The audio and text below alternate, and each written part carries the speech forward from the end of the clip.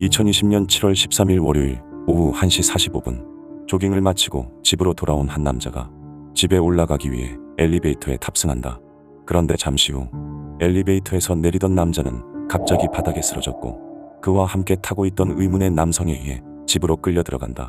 당시 미국 뉴욕의 맨해튼에 살던 33세 남성 파임 살레는 오토바이 공유 및 배달 서비스인 고카다를 설립한 기업가로 막대한 자산을 갖고 있었고, 동시에 그는 맨해튼을 기반으로 한 벤처캐피털 회사를 운영하고 있었다. 그러던 2018년 5월경 살레는 자신의 업무를 도와줄 비서격의 직원을 찾고 있었고, 그러던 중 한 남성을 눈여겨보게 된다.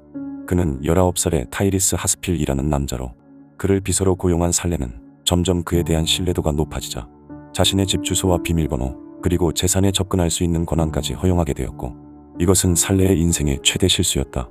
그 후로 하스필은 살레가 운영하던 벤처캐피털의 재정관리 업무를 도맡아 하게 되었고, 약 1년이 넘는 기간 동안 비서로 일을 하던 중 2019년에 알 수 없는 이유로 해고를 당하게 되는데, 그런데 그로부터 몇 달이 지난 2020년 1월경 살레는 담당 회계사로부터 장부에 의심스러운 흔적이 있음을 보고받는다.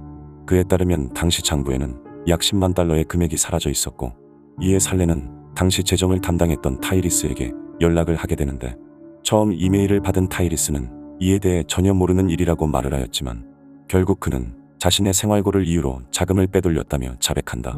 그럼에도 살레는 그를 경찰에 신고하지 않고 12개월간 상환할 수 있는 변제 계획을 제시하며 돈을 갚을 기회를 주었고, 그렇게 타이리스는 2020년 3월부터 매달 일정액을 갚게 되는데, 그런데 사실 타이리스가 빼돌린 돈은 10만 달러가 전부가 아니었다.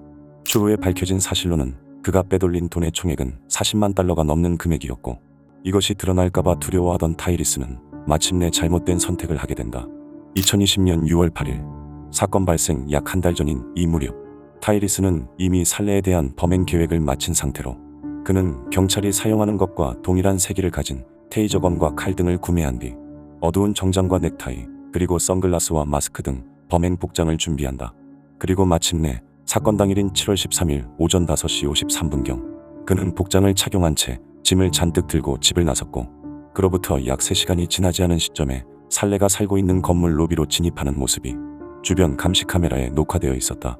그는 사전에 미리 정보를 수집해 그곳의 구조를 이미 잘 알고 있는 상태로 로비 구석에 조용히 앉아 살레가 나타나길 기다리기 시작했고, 약 5시간 후인 오후 1시 45분경에 외출했던 살레가 돌아오자 즉시 그의 뒤를 따라간다.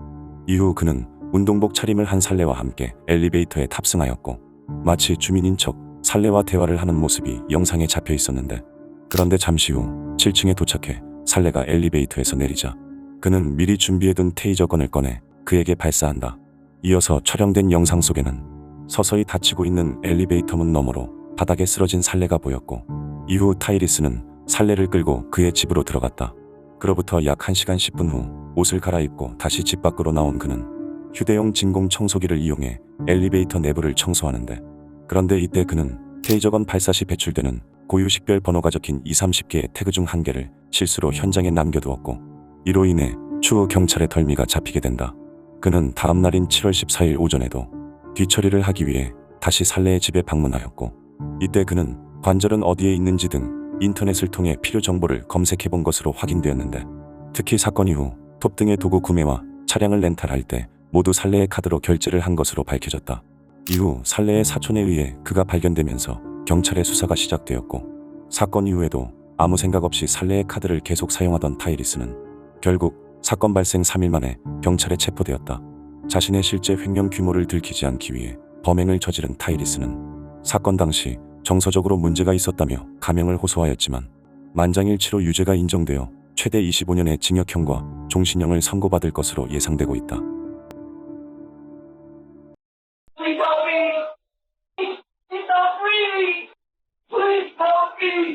2018년 6월 18일 월요일 오후 미국 콜로라도주 볼더 카운티의 경찰서에 한 통의 신고가 접수된다. 신고자의 말에 따르면 한 여성이 쓰러진 채 호흡을 하지 않고 있었고, 경찰이 현장에 도착했을 때는 이미 여성이 의식이 없는 상태로 여성은 여러 정황상 자연사한 것으로 판단되었다. 사건의 당사자들은 48세 남성 스캇 존스와 44세의 데보라 드 핀토라는 여성으로, 그들은 알 수 없는 사정으로 인해 10대인 아들, 딸과 함께 이동식 트레일러에 머물고 있었고, 종종 마을로 내려와 마을에서 운영하는 시설을 이용해 빨래를 하거나 밀린 일을 처리하곤 했는데, 그런데 부부 사이에는 사건 발생 몇 년 전부터 한 가지 문제가 있었다. 당시 두 사람은 극심한 재정적 문제를 겪고 있었고, 거기에 더해 스캇의 질투심과 모난 성격은 부부관계를 계속 지속하는데 걸림돌이 되고 있었는데, 이에 두 사람은 종종 이혼에 대해 얘기를 나누고 있었지만 스캇은 이를 강하게 반대하는 입장이었다. 이로 인해 부부는 하루에도 몇 번씩 의견 충돌로 말다툼을 하게 되었고, 사건이 발생한 6월 18일 또한 아이들이 보는 앞에서 계속 말다툼을 이어가는데, 실제로 당시 감시 카메라 영상을 보면 두 사람의 딸인 A양은 트레일러 안에서 다투는 부모를 피해 혼자 차량에 들어가는 모습이 촬영되어 있었다. 그러던 오후 시간이 되었을 때 계속된 말다툼으로 지친 데보라는 트레일러를 나와 어디론가 걸어가는데, 잠시 후 그녀가 도착한 곳은 트레일러 옆쪽 사무실에 있던 세탁실로 스캇은 그녀를 뒤따라 안으로 들어왔고, 그곳에서 두 사람은 또 한 번의 말다툼을 하게 된다. 그런데 이때 데보라는 인내심의 한계가 온 듯 스캇에게 그만하고 이혼을 하자고 말을 하였고, 이에 분노한 스캇은 데보라에게 화를 내기 시작하는데, 그로부터 얼마 후 갑자기 현장은 아수라장이 되었고 데보라는 의식을 잃은 채 바닥에 쓰러져 있었다. Hello? Please help me. 데보라는 곧 신고를 받고 출동한 구급대에 의해 급히 병원으로 이송되었지만 병원 도착 직후 사망 선고를 받게 되는데, 그런데 이때 데보라를 살펴보던 의료진들은 발견 당시 가족들의 진술과 달리 사망 직전 그녀가 무언가로부터 고통을 당해 질식을 한 흔적을 발견하였고, 이것은 곧 타살을 의심할 만한 흔적들이었다. 같은 시각 경찰서로 이동해 조사를 받기 시작한 스캇은 사건 당시 의학적인 문제가 생긴 듯 갑자기 데보라의 호흡이 가빠지기 시작했고, 이후 그녀가 바닥에 쓰러져 일어나지 못했다며 말을 하더니 아내를 너무나 사랑하는 남편의 모습으로 진술을 이어가는데, 그런데 잠시 후 앞서 두 사람이 머물고 있던 사무실의 관리자로부터 충격적인 신고 전화가 접수된다. I put up a Google Drive. I downloaded the video. It's an hour long. If you need more, I just got chills up in my spine. I couldn't watch it. 사실 당시 세탁실이 위치한 주차장 사무실에는 그간 많은 도난 사건으로 인해 몰래 설치된 감시 카메라가 있었는데, 카메라는 초콜릿 봉지 안에 숨겨진 채 전체 공간을 감시할 수 있는 곳에 설치되어 있었고, 거기다 음성 녹음 기능이 있어 앞서 두 사람이 나눈 전체 대화 내용이 생생하게 녹음되어 있었다. What are you doing over there? I'm getting one. Get out of here, Miss Collins. We're fighting for an hour over nothing. Lynn, I'm done. We are never going to be together.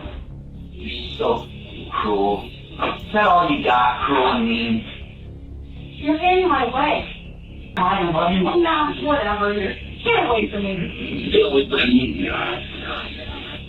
Oh, don't touch me, Scott. You can't force me to love you anymore. Get out of the... Where's the door? I'm trapped. Get away from me. You make me feel terrible. Get away from the door. 이어지는 녹음 내용에서는 스캇이 데보라에게 욕설을 하는 소리가 담겨 있었고, 데보라는 숨이 막히는 듯 소리를 지르고 있었는데, 하지만 잠시 후 현장은 점점 잠잠해지기 시작했고 한동안 아무런 소리도 들려오지 않았다. 확인 결과 이후 스캇은 쓰러진 데보라의 옆에 앉아 약 50분 동안 아무 말도 하지 않은 채 그녀를 지켜보았고, 그렇게 생각이 정리된 듯 다시 카메라에 등장한 스캇은 갑자기 사무실을 빠져나와 어디론가로 걸어간다. 그가 향한 곳은 가족이 머물고 있던 트레일러로, 잠시 후 다시 영상에 나타난 스캇은 자신의 아들을 데리고 데보라가 있는 곳으로 향하는데, 이때 그는 자신의 아들에게 엄마에게 갑자기 무슨 일이 일어났다고 소리치며 연기를 하고 있었다. He's gone, man. Oh my God. Oh my God. Oh my God. Oh my God. Oh my God. Oh my God. Oh my God. Please, Mama, wake up, Mama, please. Oh God. Oh God. Please do help us. Mama, God. Please. 그렇게 다시 사무실 안으로 들어온 스캇은 곧장 데보라가 누워있는 안쪽 공간으로 향하였고, 그의 뒤로 달려오고 있는 아들의 모습을 확인할 수 있었는데, 잠시 후 엄마의 모습을 확인한 아들은 눈물을 보이며 소리쳐 도움을 요청하였고, 이후 신고가 접수되면서 경찰과 구급대가 현장으로 출동하게 된 것이었다. Hello? Hello? Please help me. Did you find her here? I don't know. You got to tell my wife. You got to tell my wife. They got My her. whole life, dude. Please help her. Please. Oh my god. 사무실 관리자로부터 건네받은 영상을 모두 확인한 경찰은 앞서 스캇의 진술이 거짓이라는 걸 알 수 있었고, 이에 그를 다시 경찰서로 불러 재조사를 하게 되는데, 이때 그들은 스캇에게 영상을 직접 보여주며 압박을 한다. 영상을 확인한 스캇은 굉장히 불안한 듯 가만히 있지를 못하였고, 자신은 아무것도 모른다며 아무 말도 하지 않은 채 앉아있던 그는 갑자기 변호사를 선임해야겠다는 말을 하는데, 이후 그는 심경의 변화가 온 듯 자신이 한 행동을 털어놓기 시작했지만 자신의 행동이 정당하다는 듯 말을 하였다.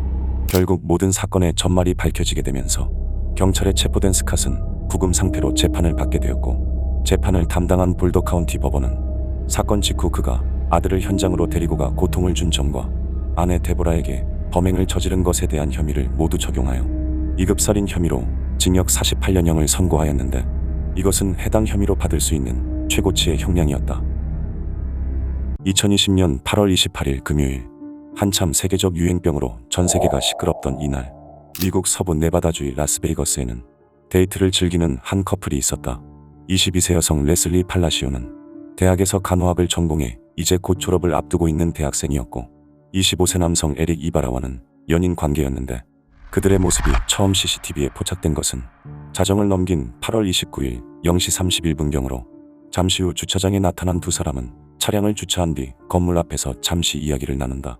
그들이 도착한 곳은 라스베이거스에 위치한 롱온 카지노 앤 호텔이라는 곳으로, 내부에는 슬롯 머신을 비롯해 작은 규모의 게임기들이 설치되어 있었고, 이곳은 현지인과 관광객들이 주로 방문하는 시설이었는데, 잠시 후 매장 안으로 입장한 두 사람은 복도를 지나 안쪽에 위치한 레스토랑으로 향한다. 그로부터 약 1시간이 조금 더 지난 새벽 1시 56분경, 약간의 술을 곁들인 늦은 식사를 마친 두 사람은 매장을 천천히 걸어 나와 다시 차량에 탑승하는데, 이때 레슬리의 손에는 미처 다 먹지 못한 음식을 포장한 박스가 들려있는 등 두 사람 사이에는 이렇다 할 문제가 없어 보였다.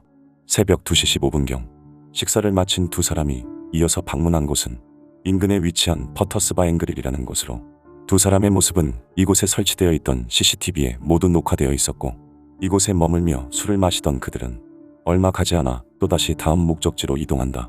이날의 마지막 행선지는 24시간 운영되는 스포츠바로, 데킬라와 맥주를 비롯해 여러 종류의 술을 마시며 해가 뜰 때까지 바에 머물러 있던 두 사람은 오전 6시가 거의 다 되어서야 집으로 향하였고, 그 모습은 집 건너편 주택 CCTV에 모두 촬영되어 있었다. 그런데 이때 주택 앞에 차량을 세운 에릭은 보조석으로 다가가 레슬리를 부축하는 모습을 보이는데, 이 시점에 이미 레슬리는 많은 양의 음주로 인해 스스로 몸을 가누지 못하는 상태로 보였고, 그 모습은 레슬리의 생전 마지막 모습으로 남게 되었다. 해당 주택은 에릭의 아버지인 46세 남성 호세의 소유로, 집안에는 에릭의 어머니와 아버지 그리고 여동생이 함께 살고 있었고, 아버지 호세는 오전 일찍 아내와 함께 교회에 갈 예정으로 일찍부터 준비 중이었다. 같은 시각 레슬리의 가족들은 날이 밝았음에도 딸이 집으로 돌아오지 않자 걱정을 하기 시작했고, 이미 수차례 연락을 시도했지만 계속해서 연락이 닿지 않는 상황으로 결국 경찰에 실종 신고를 한다. 동시에 레슬리의 여동생은 새벽 4시 40분경에 언니로부터 받은 문자를 경찰에 제출하는데, 그것은 너에게 뭔가에 대해 할 얘기가 있어라는 의미심장한 내용이었고, 이에 경찰은 전날 밤 레슬리와 함께 있던 에릭에 관심을 갖기 시작한다. 사실 레슬리의 가족들은 이미 에릭과 그의 아버지 호세를 비롯해 여동생에게까지 전화를 시도했었지만, 에릭의 가족들은 전부 전화를 받지 않고 있는 상황이었고, 그의 주택에 찾아가 문을 두드려도 응답이 없는 상태였다.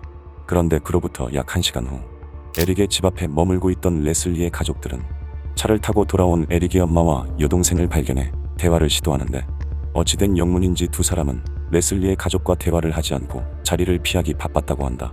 이후 며칠간 실종된 레슬리를 찾기 위한 수사가 지속되었고, 동시에 레슬리와 함께 사라져버린 에릭과 호세에 대한 실종 수사도 함께 진행되는데, 이때 경찰이 에릭의 주택 인근에 설치된 CCTV를 확보해 조사하던 중 뜻밖의 장면을 포착하게 되면서 실종 사건으로 여겨지던 이 사건은 곧 살인 사건으로 전환된다. The same camera catches Rangel Ibarra and another man, who prosecutors believe is his father, 46-year-old Jose Rangel, dragging a lifeless body from the home and into that same truck. Minutes after, the truck drives off, leaving Rangel hosing off the walkway. 영상이 확보되면서 호세와 에릭이 사라진 것은 단순한 실종이 아닌 도주로 판단되었고, 이에 경찰은 두 사람에 대한 수배 명령을 내린 뒤 주택 내부에서 증거를 수집하기 시작하는데, 에릭의 집으로 들어서자 집안은 한눈에 봐도 어지러운 상태였고, 거실 소파와 바닥 그리고 주방 근처에는 수많은 증거가 널브러져 있었다. 무언가를 급히 치울 때 사용한 듯 보이는 파란색 라텍스 장갑이 거실과 주방 곳곳에 놓여 있었고, 대걸레에는 혈액으로 추정되는 것이 묻어 있는가 하면 어색할 정도로 많은 청소용품들이 곳곳에 놓여 있었는데, 특히 2층에 위치한 에릭의 침실에는 커버가 찢겨지고 시트가 제거된 매트리스가 놓여 있었다. 뿐만 아니라 침실과 화장실 바닥에서 누군가의 것으로 보이는 혈흔이 발견되면서 경찰은 사라진 에릭과 호세에 의해 레슬리가 살해되었다고 추정하여 즉시 두 사람에 대한 추적을 시작했지만, 이때는 이미 늦어도 너무 늦은 후였다. 그런데 이때 경찰은 평소 에릭과 친한 사이였던 한 남자로부터 결정적인 제보를 접수한다.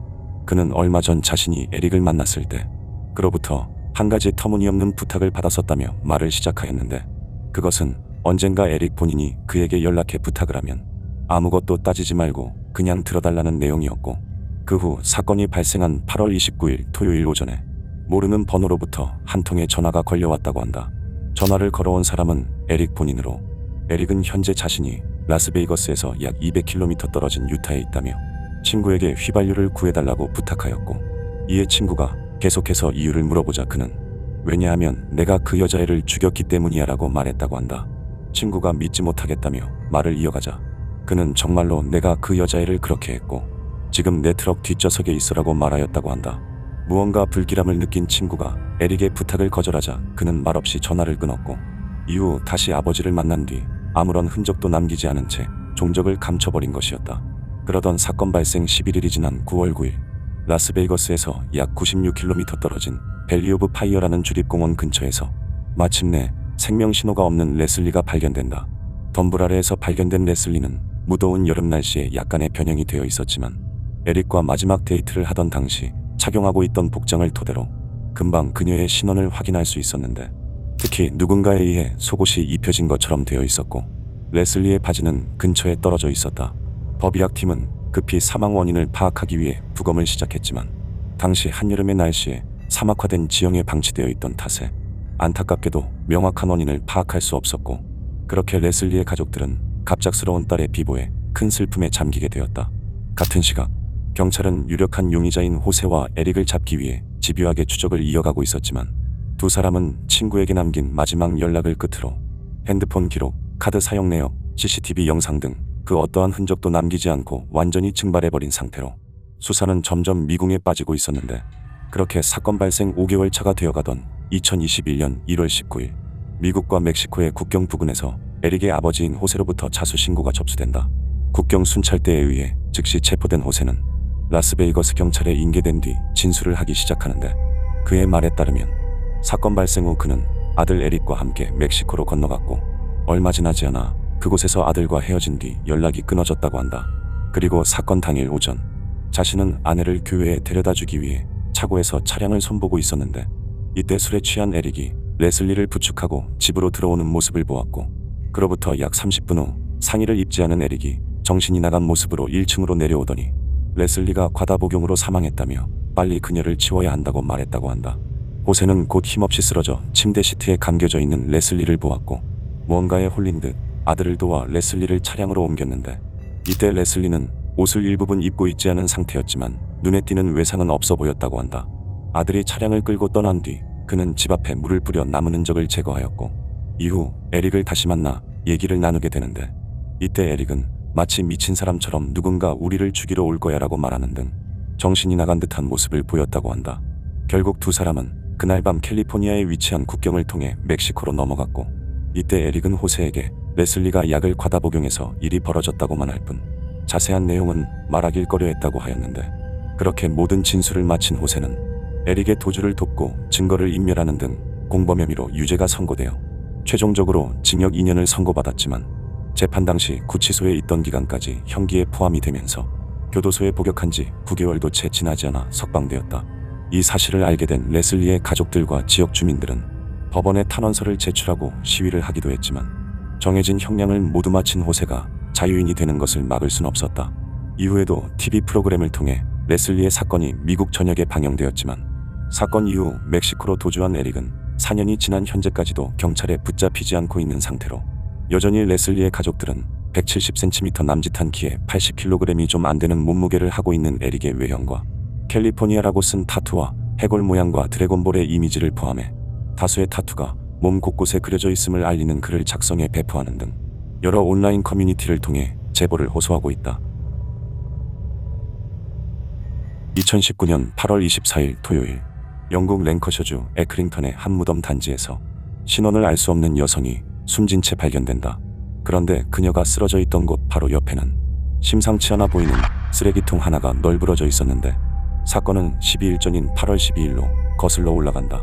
이날 47세 여성 린제이 버백은 자신의 딸 사라와 함께 쇼핑을 한 뒤 집으로 돌아왔고 이후 저녁에 딸이 귀가하면 함께 카페에 갈 예정으로 잠시 동네 산책을 나간다. 그런데 얼마 후 집으로 귀가한 딸은 엄마가 계속해서 집에 돌아오지 않고 연락도 받지 않자 이상함을 느껴 경찰에 실종 신고를 하게 되는데 그렇게 아무런 흔적도 없이 실종되어 버린 린제이를 찾기 위해 경찰과 자원봉사자들을 비롯해 수백 명의 주민들이 함께 수색을 시작한다. 경찰은 드론을 띄우고 봉사자들과 주민들은 주변 공원과 산을 걸어다니며 린제이를 찾기 위해 수색을 하길 12일째가 되던 날 마침내 사람들은 에크링턴 묘지에서 린제이를 발견한다. 현장에 출동한 경찰은 린제이를 살펴보던 중 목 부분에서 타인에 의한 외상을 발견하였고 이에 즉시 살인사건으로 전환해 조사를 시작하는데 그로부터 3일이 지난 8월 27일 마을 주변의 CCTV를 분석하던 경찰은 린제이가 실종된 지 5일 후인 8월 17일에 커다란 쓰레기통을 끌고 묘지 방향으로 걷고 있는 남성을 발견한다. 남성이 끌고 가던 쓰레기통은 앞서 린제이가 발견될 당시 주변에 있던 것으로 경찰은 즉시 남자의 모습을 공개하고 추적을 시작하는데 이때 남자의 부모가 자신의 아들이자 용의자인 남성을 데리고 경찰서에 출석한다. 놀랍게도 영상 속 남자는 16살의 로키 프라이스라는 남자로 그는 자폐증과 학습장애 등을 앓고 있었고 IQ가 65밖에 되지 않아 혼자서 소통이 힘든 사람이었는데 이를 이유로 로키의 부모는 아들의 결백을 주장한다. 하지만 이때 또 다른 여성으로부터 얼마 전 로키에게 스토킹을 당했다는 진술이 나왔고 동시에 당시 거리에서 촬영된 CCTV를 확인해달라고 요청한다. 이후 실제로 영상을 확인한 경찰은 여성의 진술이 진실이라는 것을 알 수 있었고 이로 인해 법정은 로키가 계획적으로 범행을 저질렀다는 것에 의심의 여지가 없다며 그에게 종신형을 선고하였다. 이후 부검 결과 린제이의 목 부위에서는 상당한 힘에 의한 외상이 발견되었고 그 외에도 신체 곳곳에 폭력의 흔적이 있었는데 그럼에도 로키 측은 계속해서 무죄를 주장하며 자신의 아들은 남에게 해를 끼칠 정신적 능력이 없다고 호소하였다. 21살의 코너 깁슨과 16살의 앰버 깁슨은 둘도 없는 남매 사이였지만 어린 시절 가정폭력을 동반한 가정불화를 겪으며 한 위탁가정에 맡겨져 성장기를 보내게 된다. 그런데 앰버 깁슨이 14살이 되었을 때 오빠 코너 깁슨은 알 수 없는 문제로 위탁가정을 나오게 되는데 사실 코너 깁슨은 정서적으로 복잡한 문제를 갖고 있었고 이 때문에 앰버 깁슨을 돌보던 위탁인들은 그녀에게 오빠와 자주 만남을 갖지 말 것을 당부해왔다. 그럼에도 집을 나온 코너 깁슨은 한 호스텔에 거주하며 종종 동생과의 만남을 가져왔고 앰버는 하나뿐인 오빠에게 남다른 애정을 갖고 있어 만남에 호의적이었는데 그러던 2021년 11월 26일 금요일 오랜만에 만난 코너와 앰버는 함께 데이트를 나선다. 이날 설레는 마음으로 오빠를 만난 앰버는 마치 남자친구를 만난 것처럼 너무 기분이 좋다며 오빠와 함께 셀카를 찍어 친구에게 보내주었는데 하지만 안타깝게도 이것은 앰버의 살아생전 마지막 메시지였다. 금요일 저녁 해밀턴 타운에서 만난 두 사람은 함께 길을 걸으며 일상적인 대화를 나누고 있었고 잠시 후 밤 10시경 이 장면은 한 CCTV에 포착된다. 그런데 그로부터 약 2시간이 지난 밤 12시경 또 다른 장소에서 촬영된 CCTV 영상에는 오빠 코너 깁슨이 홀로 길을 걷고 있을 뿐 앰버의 모습은 그 어디에서도 보이지 않았다. 그런데 길을 걷던 그는 갑자기 멈춰서서는 벽을 붙잡고 잠시 동안 생각에 빠진 모습을 보였고 이후 여동생이 머물고 있던 위탁가정에 전화를 걸어 앰버가 잘 있다고 말하며 안심을 시켰지만 얼마 가지 않아 앰버에 대한 실종 신고가 접수된다. 하지만 경찰은 앰버를 쉽게 찾을 수 없었고 그렇게 며칠간 수사가 이어지던 12월 1일 오후 마침내 앰버는 마을 근처에 위치한 공원 덤불 속에서 진흙에 덮인 채 발견된다. 경찰은 즉시 그녀의 행적을 역추적하기 시작했고 동시에 위탁가정의 증언에 의해 코너 깁슨에 대한 수사가 시작되는데 그로부터 얼마 후 사건 당일 거리 CCTV와 코너의 집 CCTV를 확보한 경찰은 영상 속에서 충격적인 증거를 발견한다. 영상 속에는 사건 당일 밤 혼자 집으로 귀가한 코너 깁슨이 무언가를 쓰레기통에 버리는 모습이 촬영되어 있었다.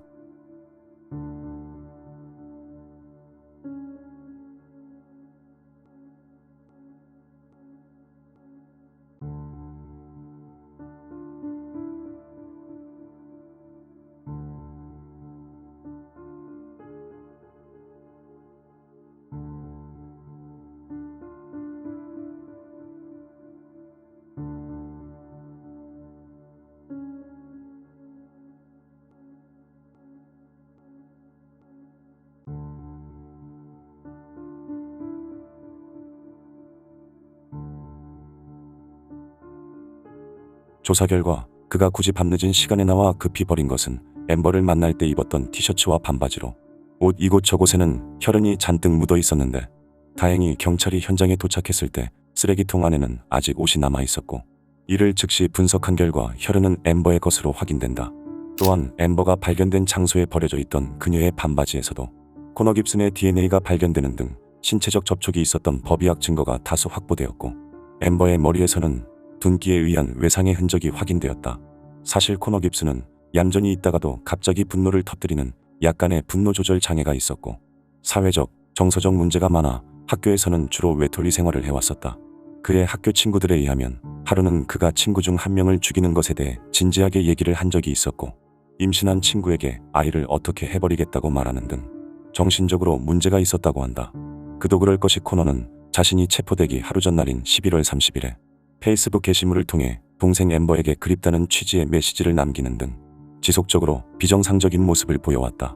그리고 수사 과정에서 한 가지 밝혀진 사실은 앞서 엠버가 발견되기 전 공원 인근을 지나던 45세의 스티븐 코리건이라는 남자가 쓰러져 있는 엠버를 가장 먼저 발견하였는데 하지만 이때 그는 구급대나 경찰에 이를 신고하지 않고 세상을 떠난 엠버에게 은밀한 접촉을 하였다고 한다.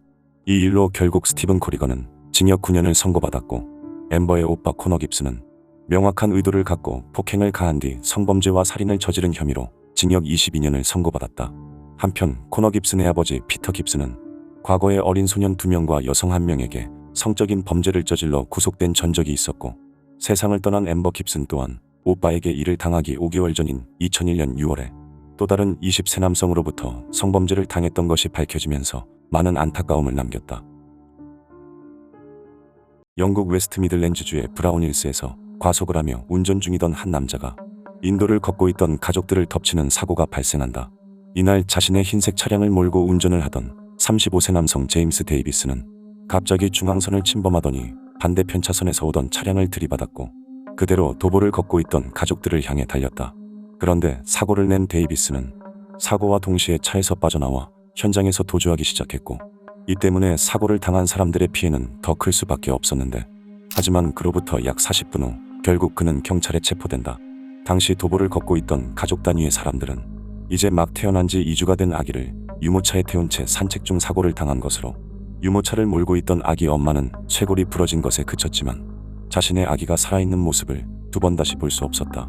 사고 당시 데이비스는 도로 제한 속도인 시속 50km를 한참 넘어서는 속도로 달리고 있었는데 그는 차량이 갑자기 중심을 잃은 것에 대해 사고 순간이 전혀 기억이 나지 않고 당시 정신을 잃었었다고 진술한다.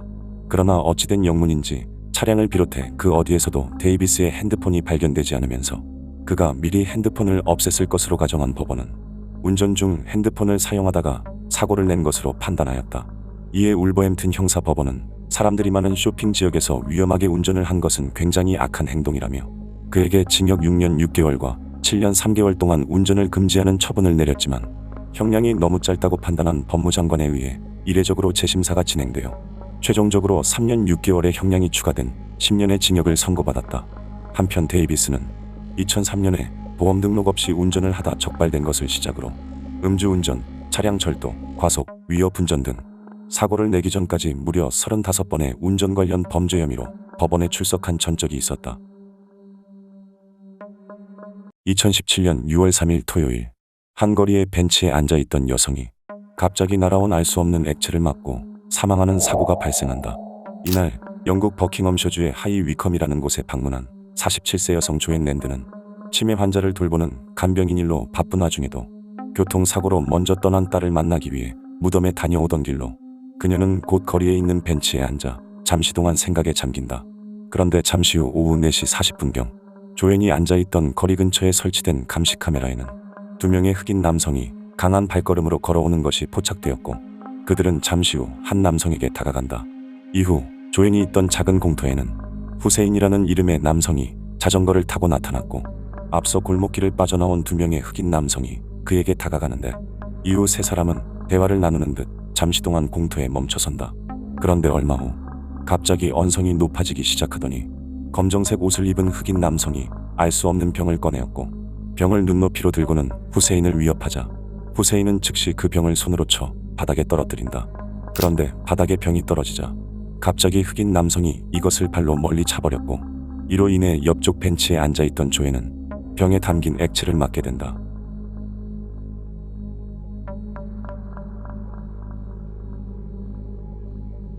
액체는 조앤의 얼굴과 머리카락 그리고 팔다리에 튀었고 순식간에 심한 고통을 느낀 조앤은 자리에서 일어나 뒤에 있던 KFC로 뛰어가는데 이후 그녀는 그곳에서 물을 뿌리며 응급조치를 한 뒤 신고를 받고 출동한 구급대에 의해 병원으로 이송된다.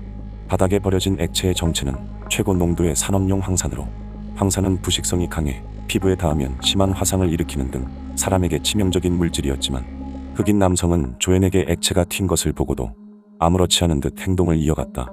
조사 결과 당시 후세인과 말다툼을 벌인 흑인 남성은 19세의 제네럴 웹스터라는 남자로 그는 후세인의 자전거를 빼앗기 위해 가지고 있던 위험물질을 이용해 그를 위협한 것이었고 사건 이후 그는 자전거를 빼앗아 현장을 유유히 빠져나가는 모습이 감시 카메라에 녹화되어 있었다. 그런데 현장을 벗어나던 그는 자전거를 멈추고 조앤이 있던 곳을 바라보더니 갑자기 얼굴 전체를 가리는 마스크를 착용한 뒤 다시 그곳으로 돌아갔고 이후 자신이 가져온 액체통을 챙긴 뒤 그대로 도망친다.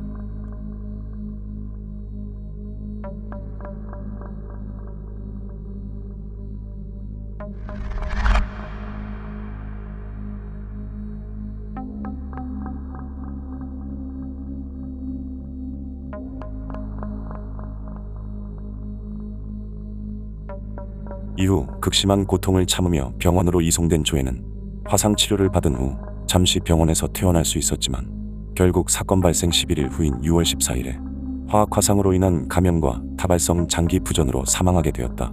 이후 경찰에 체포된 웹스터는 법정에 출두해 모든 혐의에 대해 유죄가 선고되자 판사를 향해 욕설을 하며 위협하는 모습을 보였고 17년의 징역형을 받아들이지 못하겠다며 항소를 하였지만 모두 기각되었다.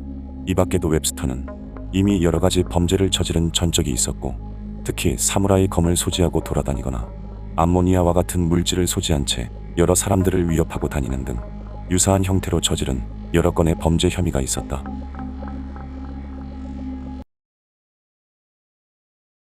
(2022년 4월 21일) 목요일 외딴 지역에 위치한 한 모텔의 물탱크에서 형체를 알아볼 수 없을 정도로 부패한 여성이 발견된다. 멕시코 몬테레이 아포다카에 살던 18세 여성 데바니 에스코바르는 당시 법학을 공부하던 학생으로 사건 발생 하루 전인 4월 8일 금요일 밤에 그녀는 친구들과 함께 한 파티에 참석하게 된다. 그런데 이후 그녀는 갑자기 사라져버렸고 데바니가 사라지기 전에 찍힌 여러 영상들과 사진에는 몇 가지 미스터리한 의문점들이 남아있었다. 8일 밤 데바니는 파티에 참석하기 위해 이본과 사라이라는 친구들과 함께 우버와 같은 차량 공유 앱 디디를 이용해 이동을 하였고 이때 마트에 들려 물건을 사는 모습이 감시 카메라에 촬영되어 있었다. 이후 목적지에 도착한 그들은 그곳에서 평소에 알고 지내던 여러 명의 남자들을 마주쳤고 이에 그들과 함께 퀸타 엘 디아만테라는 장소로 들어가는데 그로부터 10분이 지난 새벽 1시 30분경 거리에는 혼자 밖으로 나와 어디론가 걸어가는 데바니가 포착된다. 그리고 이때 데바니가 길을 지나가자마자 감시 카메라에는 한 무리의 남성들이 나타났고 그들은 그녀에게 관심을 갖는 듯한 모습을 보였지만 데바니는 곧 다시 파티장으로 향하였다. 그런데 새벽 3시를 넘겼을 무렵 친구들은 데바니에게서 이상함을 느끼기 시작했고 그녀가 술에 취한 듯 알 수 없는 행동을 보이자 주변에 있던 남자들이 그를 집에 데려가 함께 술 한잔 하고 싶다며 다가왔지만 친구들이 나서 이를 거절한다. 결국 데바니를 먼저 집에 보내야겠다고 생각한 친구들은 새벽 3시 45분경에 앞서 자신들을 태워줬던 디디 기사 데이비드 쿠엘라에게 연락하였고 데바니는 집에 가기 위해 잠시 휴식을 취한다.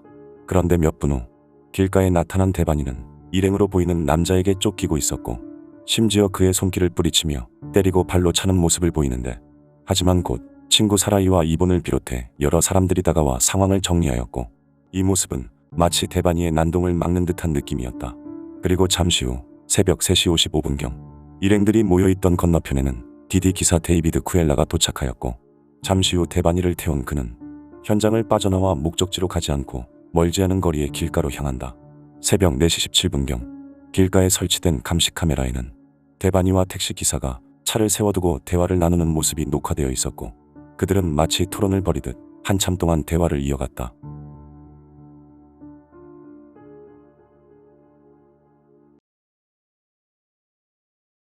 그리고 얼마 후 차량은 근처의 고속도로까지 이동하였고 이곳에서 대반이는 택시에서 내리더니 무언가를 기다리는 듯 도로를 보며 가만히 서 있었는데 이때 택시 기사는 대반이의 모습을 촬영해 그녀의 친구인 이본에게 사진과 음성 메시지를 남겼고 이를 통해 그는 그녀가 범행을 당해도 자신의 책임이 아님임을 알린 뒤 차를 끌고 떠난다. 이후 새벽 4시 29분경 인근 고속도로에 설치된 감시 카메라에는 대반이가 어디론가 걸어가는 모습이 촬영되어 있었고 잠시 후 그녀는 알코사라는 운송회사에 전화를 걸어 도움을 요청한 것으로 알려졌지만 당시는 새벽 시간이었기 때문에 도움을 줄 수 있는 사람은 아무도 없었다. 그리고 약 6분이 지난 새벽 4시 36분경 대반이는 누에바 카스티아라는 모텔이 있는 쪽으로 향하였는데 그런데 이때 그녀는 누군가에게 쫓기는 듯 달리고 있었고 잠시 후 모텔 오른편에 위치한 레스토랑의 감시 카메라에는 그녀가 레스토랑 안을 들여다보는 모습이 촬영되어 있었다. 이후 대반이는 건물 안쪽으로 들어가는 모습을 끝으로 잠시 동안 사라져버렸고 그렇게 약 20분이 지난 4시 56분경이 되어서야 다시 레스토랑 앞을 지나가는 모습이 영상에 포착되었는데 하지만 이를 끝으로 그녀는 더 이상 어떠한 모습도 보이지 않은 채 완전히 사라져버렸다. 이후 가족들에 의해 대반이의 실종 신고가 접수되면서 당시 가장 마지막에 함께 있던 택시기사 데이비드가 유력한 용의자로 꼽히게 되었고 추후 감시 카메라를 본 가족들은 두 사람이 함께 차량을 세우고 얘기를 나누고 있을 때 데이비드가 대반이의 신체를 만져 그녀가 차에서 내린 것이라고 주장한다. 하지만 데이비드는 뉴스에 출연해 자신의 결백함을 말하였고 차를 멈추고 대화를 나눈 이유를 묻자 그는 당시 대반이는 굉장히 취해 공격적인 상태로 정확한 주소와 보호자의 연락처를 물어 도움을 주려던 자신을 오히려 폭행했다고 주장한다.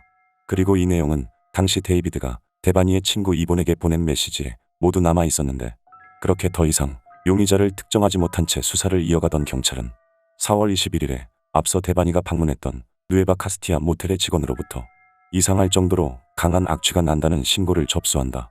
모텔 직원들은 오랜 기간 문을 닫은 레스토랑에서 냄새가 나는 것 같다며 말을 하였고 이에 경찰들은 물탱크 안을 살펴보게 되는데 그런데 이때 경찰이 물탱크의 뚜껑을 열자 4m 깊이 바닥에는 심하게 변형된 무언가가 있었다.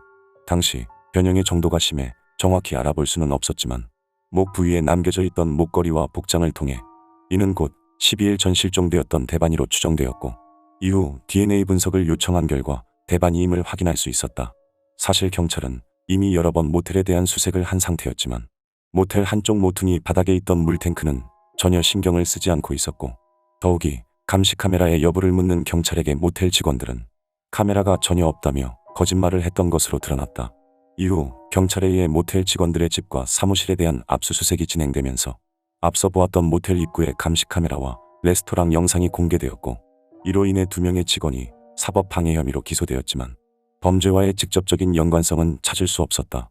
그리고 대반이가 발견되면서 정부는 즉시 부검을 실시하였고 이후 그녀가 실수로 물에 빠져 익사했다며 결과를 발표하였지만 이미 정부에 대한 신뢰를 잃은 그녀의 아버지가 더욱 정밀한 부검을 요청한 끝에 명확한 사망의 원인을 밝혀낼 수 있었는데 정밀 부검 결과 대반이의 머리와 얼굴에는 단단한 물체로 가격당한 흔적이 남아 있었고 아직 살아있는 동안 물탱크로 옮겨진 뒤 익사를 한 것이라는 증거와 함께 성범죄를 당한 것을 확인할 수 있는 흔적들이 있었다.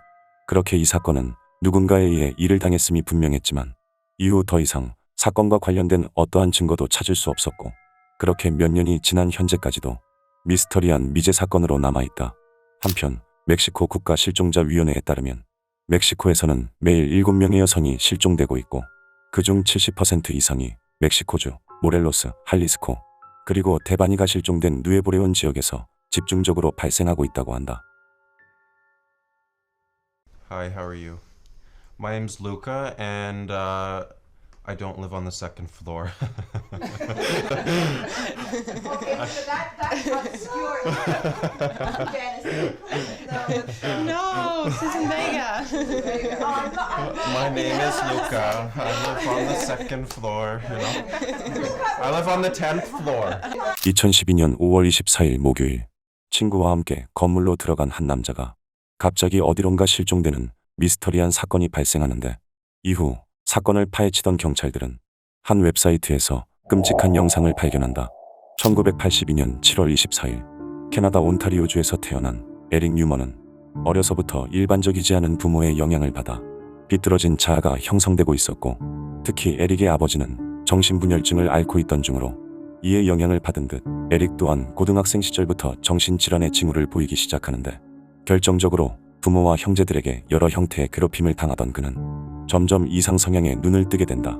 이로 인해 에릭은 남자와 여자를 동시에 좋아하는 성향을 갖게 되었고 자신의 이러한 성향을 직업으로 전환해 성인 배우와 스트리퍼 등 그와 관련된 직업을 갖고 본격적으로 활동을 시작한다. 이후 그는 자신의 이름을 루카 로코 매그노타라는 이름으로 개명한 뒤 여러 매거진에 출연하고 인터뷰를 하며 자신을 알리려 노력했지만 업계의 주목을 받지 못하게 되면서 점점 궁핍해지기 시작했고 동시에 그는 이상 성향으로 인해 정신이 더욱 혼란스러워지고 있었다. 그가 처음으로 범죄를 저지른 것은 2004년이었지만 모든 문제의 시발점이 된 사건은 2010년에 발생한 고양이 사건이었다.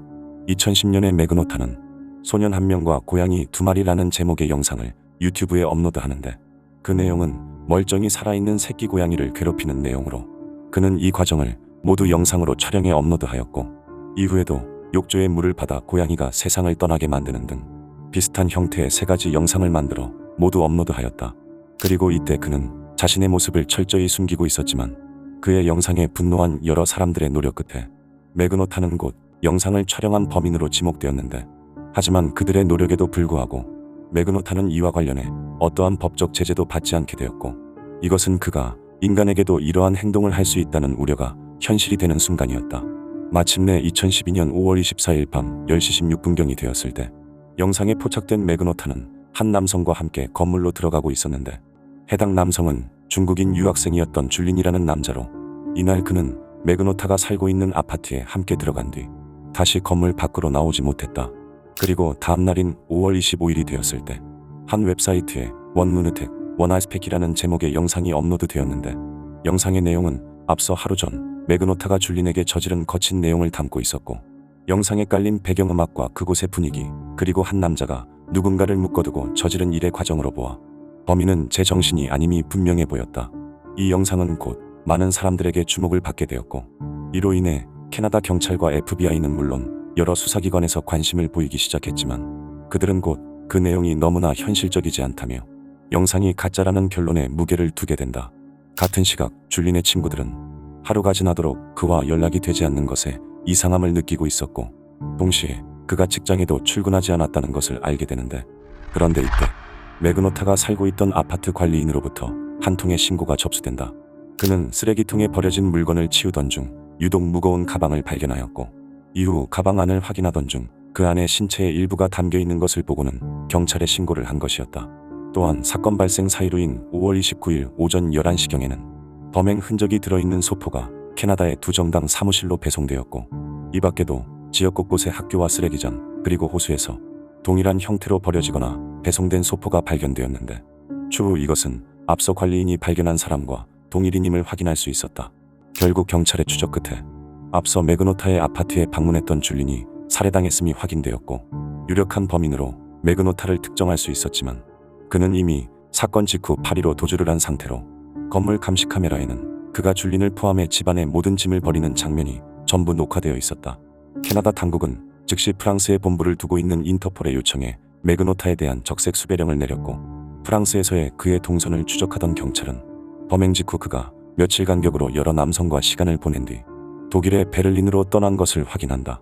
그렇게 6월 4일에 결국 베를린의 노이켈른에 있는 한 카페에서 체포된 매그노타는 캐나다로 송환되어 재판을 받게 되었고 법정에서 그는 자신의 혐의에 대해 모든 것을 부인하며 무죄를 주장하였지만 검찰이 제시한 그의 영상과 다수의 증거로 결국 혐의가 인정되었다. 또한 그는 줄린을 자신의 집으로 유인하기 10일 전 이미 온라인 사이트에 글을 올려 원문으택 원아스펙이라는 영상이 업로드될 것을 예고하였던 것이 밝혀졌고, 이로 인해 그가 사전에 범행을 철저히 계획했음이 드러나게 된다. 결국 매그노타는 인체에 대한 모욕 혐의를 비롯해 여러 중범죄 혐의로 기소되었고 25년 후 가석방 대상이 되는 종신형을 선고받은 데 더불어 또 다른 혐의로 19년형을 추가로 선고받았다. 추후 밝혀진 사실로는 매그노타의 어머니는 결벽증에 가까울 정도로 청결에 민감하던 사람으로, 이 때문에 매그노타는 7살이 되어서까지 기저귀를 착용하고 다녀야 했고, 또한 그녀는 이해할 수 없을 정도로 이상한 성향을 갖고 있어 추운 날 자신의 자식들을 집 밖에 두고 못 들어오게 한다거나 애완용으로 키우던 토끼를 추운 곳에 가두는 등 매그노타의 성장기에 영향을 줄 수 있는 행동을 보였던 것으로 밝혀졌다. 한편 몬트리올 북쪽의 아샴볼트 교도소에 수감된 매그노타는 그곳에서 주로 일광욕과 피자를 즐기며 아무런 뉘우침 없이 즐거운 시간을 보내고 있는 것으로 알려졌고, 그의 고양이 괴롭힘 사건과 줄린 사건은 2019년에 넷플릭스 다큐멘터리인 고양이와 장난치지 마세요로 제작되어 많은 관심을 받았다. 2018년 8월 13일 월요일 새벽 1시 48분경, 이날 미국 콜로라도주의 프레데릭에 있는 한 주택 입구에는 막 출장을 마치고 집으로 돌아온 여성이 안으로 들어가기 위해 문으로 다가서고 있었고, 이어서 감시 카메라에는 그녀의 친구인 니콜이 여성을 집에 바래다 준 후 떠나는 모습이 포착되어 있었는데, 그런데 바로 다음날 집으로 들어간 여성은 흔적도 없이 사라져버렸다. 사라진 여성의 신원은 34세의 셔넌 와츠라는 여성으로, 앞서 그녀를 집에 바래다 준 니콜은 다음날 오후가 되도록 셔넌이 계속 연락이 되지 않자 경찰에 실종 신고를 한다. 잠시 후 셔넌의 집에 방문한 경찰은 집안에 혼자 있는 셔넌의 남편 크리스와 대화를 나누었고, 이후 집안을 수색한 결과 셔넌뿐만 아니라 두 딸 아이도 실종된 상태로 크리스는 아내의 행방을 전혀 모른다고 말한다. 이 사건은 곧 뉴스를 통해 미국 전역에 알려지게 되면서 다음 날인 8월 14일에 크리스의 집 앞에는 취재진들이 몰려들게 되는데, 그런데 이때 취재진의 인터뷰에 응한 크리스는 굉장히 비정상적일 정도로 차분한 태도를 보였고, 이를 본 많은 사람들은 의아함을 느낀다. 그런데 바로 다음 날인 8월 15일에 경찰은 남편 크리스에 대한 조사를 이어가던 중 거짓말 탐지기 조사를 하게 되는데, 이때 크리스가 거짓말 탐지기 조사에서 거짓을 말하는 것으로 나오자 그들은 크리스를 압박하며 자백을 유도하였고, 이에 그는 결국 자신의 범행을 모두 털어놓는 듯 했지만 화가 난 아내가 두 딸을 숨지게 만든 것을 보고 자신 또한 화가 나 아내를 그렇게 만들었다는 둥 거짓 자백을 한다. 하지만 곧 그의 자백은 거짓임이 드러났고 모든 사건의 진실이 밝혀지기까지는 오랜 시간이 걸리지 않았다. 사건 당일 새벽 집으로 돌아온 셔넌은 몇 시간 후 남편 크리스와 말다툼을 하게 되는데, 사실 크리스는 몇 달 전부터 다른 여성과 바람을 피고 있던 중으로 해당 여성에게는 아내인 셔넌과 곧 결별을 하기로 해 별거 중이라며 거짓말을 한 뒤 데이트를 즐기고 있었고, 이러한 문제로 그는 사건 당일 새벽 셔넌에게 이혼을 언급한다. 그런데 이때 화가 난 셔넌은 크리스에게 앞으로 두 딸을 볼 수 없을 것이라는 취지로 말을 하였고, 이에 화가 난 크리스가 셔넌에게 이를 저지른 것이었다. 이후 그는 새벽 5시를 넘긴 시간에 본인의 차량을 차고로 가져와 두 딸과 셔넌을 태웠고, 이후 자신의 회사인 석유회사로 차를 몰고 간 뒤 그곳에서 셔넌에게 했던 방법과 똑같은 방법으로 두 딸에게도 이를 저질렀다. 결국 크리스는 자신의 성공적인 외도를 위해 가족들을 전부 외면해버렸고, 이러한 그의 범행 과정이 모두 드러나게 되자 그는 사형을 면하기 위해 모든 혐의를 인정한 뒤 각각 징역 36년, 징역 48년, 그리고 가석방이 불가한 5개의 종신형을 선고받았다. 그리고 사건 이후 사건 발생 불과 2개월 전부터 셔넌이 임신을 해 아이를 갖고 있었던 것이 알려지면서 그의 가족들을 비롯한 많은 사람들에게 안타까움을 남겼고, 이로 인해 결국 이 사건은 2020년 9월에 아메리칸 머더 이웃집 살인 사건이라는 제목의 넷플릭스 다큐멘터리로 만들어져 5천만 회가 넘는 시청 기록을 기록한 것으로 알려졌다. 이 장면은 미국 해병대에서 은퇴한 한 남자가 성난 걸음으로 도끼를 들고 어디론가 가는 모습으로, 잠시 후 그는 한 주택에 침입한다. 2022년 12월 6일 밤 미국 코네티컷주 밀퍼드의 한 주택, 42세의 이완드 윗이 도끼를 들고 찾아간 곳은 전 여자친구였던 40세의 줄리가 살고 있는 집으로, 사건 당시 집안에는 줄리의 17세 아들 존과 3세 아들 루크가 있었지만 이완은 눈 하나 깜짝하지 않고 이를 저질렀다.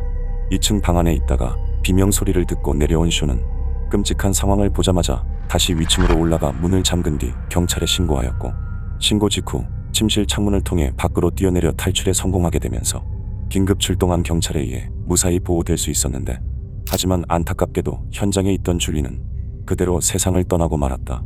그런데 사건이 벌어지기까지 과정을 역추적하는 과정에서 어쩌면 이를 막을 수도 있었던 안타까운 사실이 밝혀진다.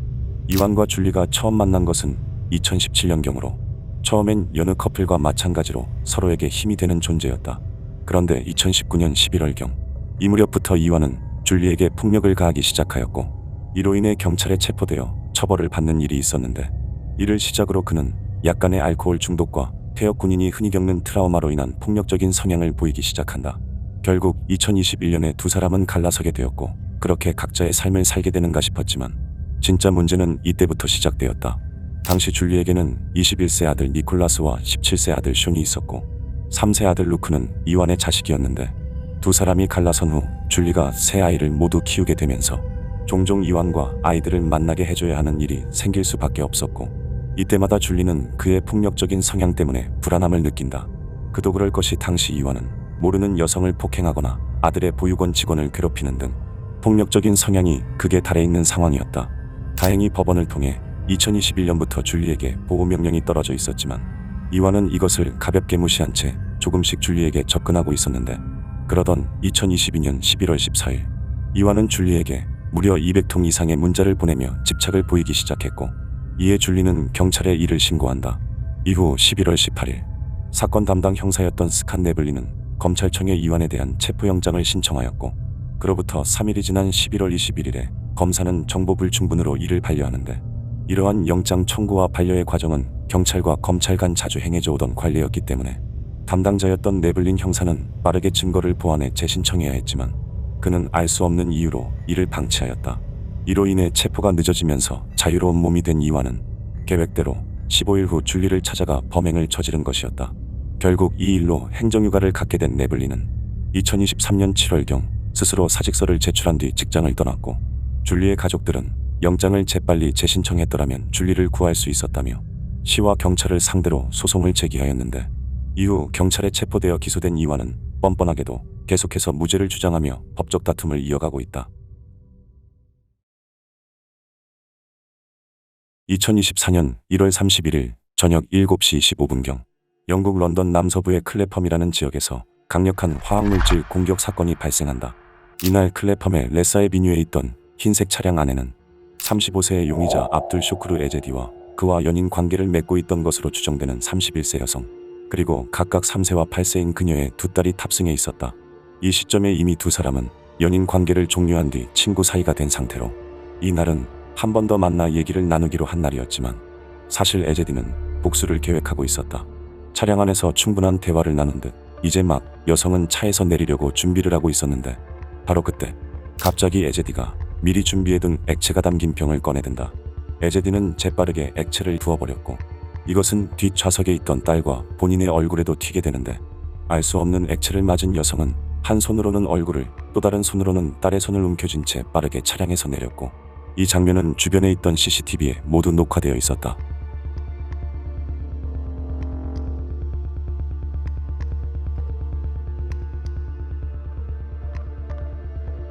도움을 요청하는 여성의 목소리에 금세 차량 주변에는 사람들이 몰려들었고, 동시에 차량에 탑승해 있던 에제디는 다시 밖으로 나와 사람들과 몸싸움을 하는데, 이때 아직 차에 탑승해 있던 둘째 딸을 차량 밖으로 강제로 내리게 한 뒤 도주한다. 목격자에 의하면 이때 여성의 얼굴은 입술과 피부가 검정색으로 변해 있었고, 한쪽 눈을 잘 뜨지 못하는 상태였다고 한다. 혼란을 틈타 차량을 끌고 도주를 시도한 에제디는 바로 앞쪽에 주차되어 있던 차량에 그대로 충돌해 도주로가 막히자 재빨리 차에서 내려 거리를 달리기 시작했다. 주변에 있던 사람들은 급히 구급차를 불렀고, 누군가 에제디의 뒤를 쫓아 추격하기도 했지만 그는 이미 시야에서 사라진 후였다. 그런데 앞서 여성을 공격할 당시 좁은 차 안에서 액체가 튀면서 에제디 본인 또한 얼굴에 부상을 당한 상태로 그가 도주하는 모습이 찍힌 CCTV 영상을 보면 시야가 좋지 않은 듯 거리에서 넘어지는 모습을 볼 수 있었다. 병원으로 이송되어 긴급 치료를 받게 된 두 딸은 다행히 부상의 정도가 심하지 않아 빠르게 회복할 수 있었지만, 직접적으로 피해를 입은 여성의 경우 위험한 상태는 넘겼으나 오른쪽 눈의 시력을 완전히 잃을 수도 있게 되었다. 사건 직후 이 일이 TV를 통해 영국 전역에 전파되면서 아프가니스탄 난민이었던 에제디를 향한 분노가 들끓기 시작했고, 동시에 그를 봤다는 목격자들의 신고가 빗발치기 시작하는데, 특히 에제디가 여성에게 평생 갈 고통을 주기 위해 무려 5시간이나 운전을 해 그녀를 만나러 온 것이 밝혀지면서 그의 악랄함에 더 큰 비난이 쏟아졌다. 사실 그가 트럭을 타고 영국에 처음 왔던 2016년 당시, 그는 여러 가지 이유로 망명 신청이 2차례 거절당하였는데, 이후 에제디는 한 신부와의 모종의 거래를 통해 신부의 확인서를 얻어 기독교로 개종했다는 거짓된 주장을 하였고, 결국 영국으로의 망명에 성공한다. 이후 2018년에는 성폭행과 노출 혐의로 유죄 판결을 받아 집행유예를 선고받은 전적이 있었지만, 그의 범죄가 추방 기준을 충족할 만큼 심각하지 않다는 이유로 영국 법원은 그가 계속해서 자국에 머물 수 있게 하였다. 그렇게 영국에 정착한 에제디는 피자, 케밥 등을 판매하는 음식점에서 일을 하며 생계를 이어가던 중 알 수 없는 계기로 피해 여성과 교제를 시작한 것이었다. 이제 경찰은 전 국민이 주시하고 있는 에제디를 잡기 위해 런던에 설치된 60만 개 이상의 CCTV에 집중하기 시작했고, 이 과정에서 사건 전 그가 마트에서 쇼핑을 하는 모습을 시작으로 사건 당일인 1월 31일 오전 6시 30분경에는 차를 타고 런던 인근을 지나는 모습이 포착되었고, 같은 날 오후 4시 30분에는 크로이든 지역에서, 그리고 공격을 25분 앞둔 오후 7시경에는 스트레덤에서 모습이 포착되었다. 사건 직후 저녁 8시 38분경에 촬영된 영상 속에는 마트에 방문한 에제디의 모습이 녹화되어 있었는데, 이때 그의 오른쪽 눈가는 앞서 여성을 공격할 당시 피해를 입어 검정색으로 변해 있는 것이 확인된다. 마트에서 물 한 병을 산 그는 다시 지하철을 타고 계속해서 이동하였고, 사람이 많은 곳을 지날 때면 자신의 얼굴을 가리려는 듯 외투에 달린 모자를 뒤집어 썼다. 그가 마지막으로 CCTV에 포착된 것은 밤 늦은 시간으로, 이때 그는 복스월 다리를 건넌 뒤 강 옆을 지나고 있었는데, 이로 인해 주변에 있던 사람들로부터 많은 제보가 접수되었지만 이후의 행적을 찾을 수 없었다. 그 후 일주일이 지나도록 에제디가 발견되지 않으면서 2월 8일에 경찰은 런던과 뉴캐슬에 있는 그의 집과 일터를 급습하였지만, 범행에 사용한 액체의 흔적을 확보한 것 외에 다른 증거를 전혀 찾지 못하면서 수사는 지연이 예상되었는데, 그런데 바로 다음 날인 2월 9일, 경찰은 사건 당일 밤 11시 25분경에 촬영된 한 개의 영상을 발견한다. 영상 속에서 에제디로 추정되던 남자는 공원을 나와 템즈강 주변 다리를 걸으며 서성이고 있었고, 잠시 후 첼시 브릿지 위에서 난간에 기대어 강을 바라보는 모습이 목격된 것을 끝으로 다리를 빠져나오는 모습은 촬영되어 있지 않았다. 이를 두고 수사 관계자들은 그가 카메라에 잡히지 않는 어떠한 경로를 통해 런던을 완전히 빠져나갔거나, 그게 아니면 차가운 강 속에 스스로 몸을 던졌을 것으로 추정하였는데, 그도 그럴 것이 경찰은 그가 첼시 브릿지에 올라간 후 주변에 있는 모든 각도의 카메라와 버스 CCTV를 확인했지만 에제디가 다시 다리를 빠져나오는 모습은 발견할 수 없었다. 또한 이곳의 강은 물살이 강하고 깊어 아무런 장비 없이 입수하기에는 굉장히 위험한 강으로 알려져 있었고, 수온이 낮아 강 바닥에는 스스로 몸을 던진 사람들이 얼어붙은 형태로 남아있는 경우가 종종 있어 왔기 때문에 만약 그가 강에 뛰어든 것이라면 더 이상 그를 찾을 수 없을 가능성이 높았다. 그런데 그로부터 며칠이 지난 2월 19일 월요일, 이날 오후 4시경 보트를 끌고 강을 지나던 선원들은 타워브릿지 근처에서 물 위에 떠있는 한 구의 시신을 발견한다. 시신은 신고를 받고 출동한 해양경찰대에 의해 수습되어 신원 확인이 이루어졌고, 에제디가 사라지기 전 착용하고 있던 복장과 소지품을 토대로 그는 앞서 사라졌던 에제디로 확인되었다. 이를 두고 경찰은 사건 이후 에제디의 이동 경로로 보아 명확한 목적을 갖고 템즈강을 향해 망설임 없이 이동한 것으로 판단되었고, 이런 이유로 강을 통해 도주를 시도했다기보다는 스스로 물에 뛰어들기 위해 그곳으로 향한 것으로 보인다며 수사를 종료하였다. 한편 병원에 입원한 여성은 현재까지도 회복을 하기 위해 치료를 받고 있는 것으로 알려졌고, 여성과 두 딸의 치료비를 비롯해 트라우마를 극복하는 데 도움을 주기 위해 온라인을 통해 많은 사람들의 펀딩이 이루어지고 있다. 2017년 1월 4일 수요일, 자정을 넘긴 시간, 미국 라스베이거스 도심 근처 교차로의 땅바닥에는 잠을 자고 있는 46세의 노숙자 다니엘 알다페가 있었다. 그런데 다음날 오전, 다니엘의 근처를 걷던 사람들은 의심스러운 모습으로 뒤덮인 그의 담요를 보고 경찰에 신고하였고, 이후 경찰이 출동해 확인한 결과 그는 두부외상으로 사망한 상태였다. 당시 경찰은 다니엘이 누군가에게 공격을 당한 것으로 추정하였지만 주변에는 이를 입증할 증거가 단 하나도 남아있지 않았고, 감시 카메라 또한 설치되어 있지 않아 범인을 특정할 수 없어 사건은 미궁에 빠지게 된다. 그런데 그로부터 한 달이 지난 2월 3일 밤에 또 하나의 사건이 일어나는데, 마찬가지로 이날 거리에서 잠을 자고 있던 60세 남성 데이비드 더는 다음날 오전 숨을 거둔 채 발견되었고 그 모습은 앞서 다니엘이 당한 것과 같은 모습이었다. 그런데 데이비드가 세상을 떠난 위치는 첫 번째 사망자인 다니엘이 있던 곳에서 멀지 않은 위치로 경찰은 두 사건의 범인이 동일 범일 가능성을 높게 보았고 이에 범인을 유인하기 위해 미끼를 설치하기로 한다.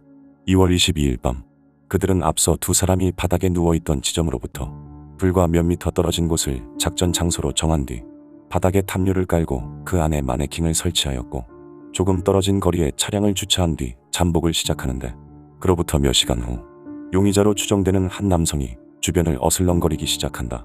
검정색 상하의를 입고 후드를 뒤집어 쓴 채 길을 걷던 남자는 잠시 후 미끼가 있는 지점에 갑자기 멈춰서서는 그것을 응시하기 시작했고 이후 두리번거리며 주변을 살피던 그는 들고 있던 비닐봉투에서 알 수 없는 물건을 꺼냈다. 망치로 추정되는 물건을 든 그는 미끼가 있는 바닥 쪽으로 빠르게 걸어갔고 이후 그것을 망설임 없이 몇 차례 내리치는데 이 모습은 주변 감시 카메라에 모두 녹화되어 있었다. 범행 이후 현장을 유유히 벗어나 길을 걷던 그는 차를 끌고 달려온 경찰에게 긴급 체포되었고 체포의 순간에도 자신이 범죄자가 아닌 척 연기를 하였지만 이미 현장을 지켜보고 영상 증거를 확보한 경찰은 망설임이 없었다. 조사 결과 남성은 셰인 앨런 쉰들러라는 30세 남성으로 그는 마네킹임을 인지한 상태로 공격을 했다며 거짓말을 했지만 경찰은 그것이 인간이 아니라는 것을 인지하지 못할 정도로 완벽하게 준비를 했다며 이를 인정하지 않았다. 결국 셰인은 앞서 발생한 두 건의 사건에 대해서는 명확한 증거가 없다는 이유로 기소되지 않았지만 마네킹을 노숙자로 판단해 공격을 한 혐의로 종신형에 더불어 최소 8년에서 20년의 형을 선고받은 것으로 알려졌고 선고 이후 법정을 나온 사망자의 친척들은 서로를 껴안고 눈물을 보였다고 한다. 2021년 12월 16일 목요일 밤 영국 웨일즈의 펜브로크 지역에는 밤 시간을 즐기기 위해 밖으로 나온 많은 사람들이 있었다. 그리고 그 중에는 18세 여성 릴리 설리번도 포함되어 있었는데 얼마 후 그녀는 친구들과 함께 나이트클럽에 방문해 술을 마시며 시간을 보냈고 이후 설리번이 다시 밖으로 나온 시간은 자정을 넘긴 때로 이때 그녀는 한 남성과 함께 길을 걷고 있었다. 나이트클럽에서 만난 것으로 추정되는 이 남성은 당시 석유 정유 공장에서 일하던 31세의 루이스 헤인즈라는 남자로 그들이 처음 감시 카메라에 포착된 것은 새벽 1시 50분경이었고 이때 두 사람에게서는 이렇다 할 이상한 점은 보이지 않았다. 그리고 얼마 후 새벽 3시 8분경 인근 다리에 설치된 감시 카메라에는 조금 전까지 설리번과 함께 있던 루이스가 혼자 걷고 있는 모습이 포착되었고 잠시 후 그는 인근 주유소를 지나게 되는데 이때 주유소 주차장에 차를 대고 있던 한 여성은 그를 의심스러운 눈으로 쳐다본다. 주차를 하고 있던 여성은 설리번의 어머니로 사실 이날 설리번은 밤 늦은 시간에 외출을 하는 대신에 새벽 3시까지 어머니와 만나 귀가하기로 약속을 한 상태였는데 그도 그럴 것이 웨일즈 지역은 법적으로 음주가 가능한 연령이 18세로 이제 18세가 된 지 얼마 되지 않은 설리번은 밤에 외출할 때마다 엄마와 함께 귀가를 하고 있었다.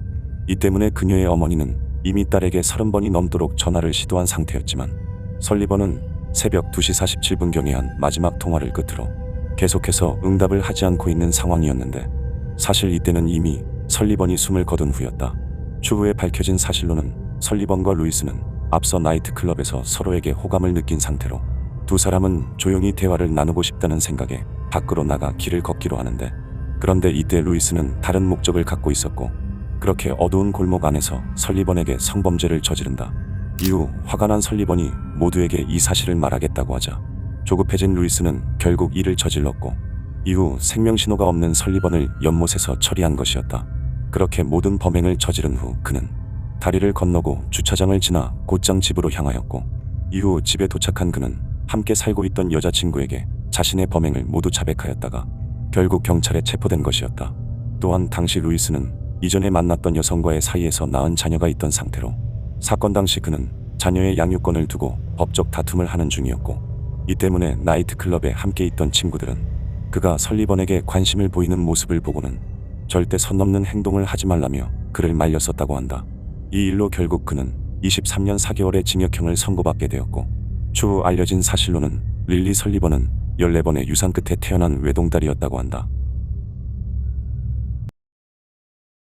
2017년 6월 17일 토요일 영국 런던 인근의 핀스버리 파크에서 한 남자가 무슬림들을 공격하는 사건이 발생한다. 이날 저녁 7시 30분경에 촬영된 감시 카메라를 보면 한 남자가 펍으로 들어와 주문을 하는 모습이 담겨 있었고 그와 동시에 그는 직원에게 종이와 펜을 빌리고 있었다. 이후 자리에 앉은 남자는 한참 동안 종이에 무언가를 써내려가기 시작했고 그렇게 몇 시간에 걸쳐 편지 작성을 완료한 남자는 펍을 나와 어디론가 사라진다. 그의 신원은 48세의 데런 오스본이라는 남자로 그는 이날 영국 웨일즈의 카디프라는 지역에서 벤을 빌린 뒤 런던까지 운전을 해 도착한 상태로 당시는 이슬람 교도들의 주요 행사인 라마단 기간이었기 때문에 저녁 시간에 많은 무슬림들이 거리에 나와 있었다. 그의 첫 목표는 알쿠드스 데이라는 행진에 참여하는 사람들에게 피해를 입히는 것이었지만 알 수 없는 이유로 이것에 실패하게 되면서 그는 곧 다음 목표를 물색하기 시작했고 그렇게 벤을 끌고 런던을 돌아다니던 중 핀스버리 파크 모스크 인근에 차를 세우고 때를 기다린다. 라마단 기간 동안 단식을 하는 무슬림들은 해가 지고 저녁 늦은 시간이 되면 단식을 푼 뒤 거리에 나와 시간을 보내게 되는데 데런은 바로 이 시간대를 노리고 있었고 그렇게 자정을 넘긴 0시 15분경 이슬람교도의 복장을 한 사람들이 많이 몰려있는 곳으로 벤을 몰고 갔다. 당시 그곳에는 수십 명의 사람들이 서서 대화를 나누고 있었고 그 중에는 앞서 데런이 공격을 하기 몇 분 전 하필 거리에 쓰러져 있던 마크람 알리라는 남자도 포함되어 있었는데 이 때문에 사람들은 알리를 부축하기 위해 그에게 집중을 하고 있었고 이로 인해 차량이 돌진하는 걸 보지 못해 더 큰 피해를 입은 것으로 확인되었다. 결국 이 일로 바닥에 쓰러졌던 51세의 알리가 세상을 떠나게 되었고 9명의 사람들이 큰 부상을 당해 평생 가는 큰 후유증을 앓게 되었는데 더욱 충격적인 것은 차가 조형물에 걸려 더 이상 앞으로 가지 못하게 되자 그제서야 차량 밖으로 나온 데런은 사람들에게 큰 피해를 입혔음에도 대수롭지 않다는 표정을 짓더니 갑자기 웃음을 보였다고 한다. 그리고 사건 이후 경찰은 데런이 범행에 사용한 벤 안에서 그가 사건 직전 펍에서 작성한 편지를 발견하는데 편지의 내용은 무슬림에 대한 분노로 가득 찬 내용이었고 그들이 우리 아이들을 노리고 있다라는 등 혼자만의 잘못된 생각에 빠져 망상을 하는 내용이 줄을 이루고 있었다고 한다. 동시에 전부터 데런을 알고 있던 사람들은 얼마 전부터 갑자기 그의 행동과 언행이 이상하게 변해버렸다고 진술을 하는데 이에 경찰은 데런을 신문하고 집을 수색한 결과 사건을 벌이기 몇 주 전부터 반이슬람주의와 관련된 내용을 검색한 흔적과 쓰리걸즈라는 드라마를 반복해서 본 기록을 발견한다. 특히 BBC의 드라마 다큐멘터리인 쓰리걸즈는 영국계 파키스탄 무슬림 남성들이 성적인 범죄를 저지르는 내용으로 이로써 평소 화가 많고 알코올 중독에 빠져있던 데런이 잘못된 이념에 사로잡혀 이를 저지른 것으로 판단되었다. 법정에서 또한 자신의 잘못을 뉘우치지 못하고 계속해서 악한 말을 이어가던 그는 결국 종신형을 선고받아 최소 43년 동안 감옥에서 살게 되었다.